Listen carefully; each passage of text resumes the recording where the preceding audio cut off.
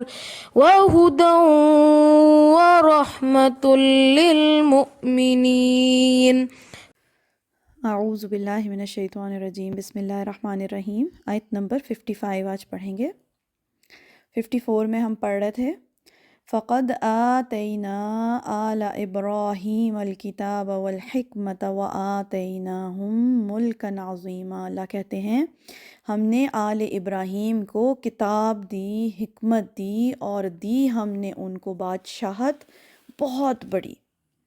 آل ابراہیم کو یعنی حضرت اسماعیل علیہ السلام کو اور حضرت اسحاق علیہ السلام کو۔ حضرت اسماعیل علیہ السلام جو حضرت ابراہیم کے بڑے بیٹے تھے، اور حضرت اسحاق علیہ السلام جو چھوٹے بیٹے تھے۔ تو حضرت اسحاق علیہ السلام کی آل میں عظیم الشان بادشاہت ہم دیکھتے ہیں، جیسے حضرت داؤد علیہ السلام، حضرت سلیمان علیہ السلام، اتنے عظیم الشان پیغمبر آئے اور بہت زبردست اور بڑی اور عظیم الشان بادشاہت اللہ تعالیٰ نے دی۔ اور پھر حضرت اسماعیل علیہ السلام کی آل میں آخری پیغمبر امام الانبیاء رحمۃ للعالمین ہمارے نبی صلی اللہ علیہ وآلہ وسلم آئے۔ اور پھر نبی صلی اللہ علیہ وآلہ وسلم کے بعد آپ دیکھتے ہیں کہ اسلام کو جو عروج ملا، آدھی دنیا تک فتح کر لی گئی، تو بہت بڑی اور عظیم الشان بادشاہت عطا کی گئی۔ لیکن جو بنی اسرائیل تھے، جو آل اسحاق میں سے تھے، جب انہوں نے اللہ کی تعلیمات کو چھوڑا، اللہ کی کتاب کو چھوڑا، پستی میں چلے گئے۔ اور اب امت محمد صلی اللہ علیہ وآلہ وسلم، ہم بھی اب اسی ڈگر پہ ہیں، کتاب چھوڑ دی ہے، تعلیمات چھوڑ دی ہیں، پستی میں چلے گئے ہیں۔ وہ ایک شعر ہے نا کہ وہ زمانے میں معزز تھے مسلمان ہو کر، تم خوار ہوئے تارک قرآن ہو کر۔ تو جب مسلمانوں کو عروج تھا تو وہ عروج اس لیے تھا کہ کتاب پکڑی ہوئی تھی، کتاب کے مطابق زندگی تھی، کتاب کے ساتھ عروج ہے، اور نبی صلی اللہ علیہ وسلم کے طریقہ زندگی کے ساتھ عروج ہے۔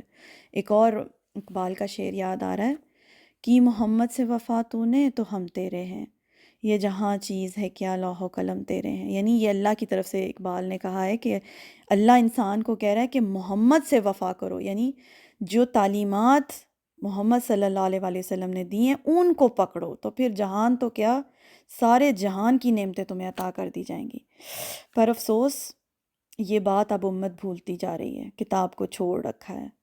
اس آیت میں اللہ کہہ رہے ہیں فَمِنْهُمْ مَنْ آمَنَ بِهِ، تو ان میں سے کوئی ایمان لایا اس کے ساتھ، یعنی جو اہل یہود تھے ساری ہی قوم، ساری ہی امت کرپٹ نہیں تھی، ان میں سے کچھ ایمان لے آئے تھے، یعنی ساروں کو ہی جنرلائز نہیں کر دیا گیا کہ ساری ہی امت خراب تھی۔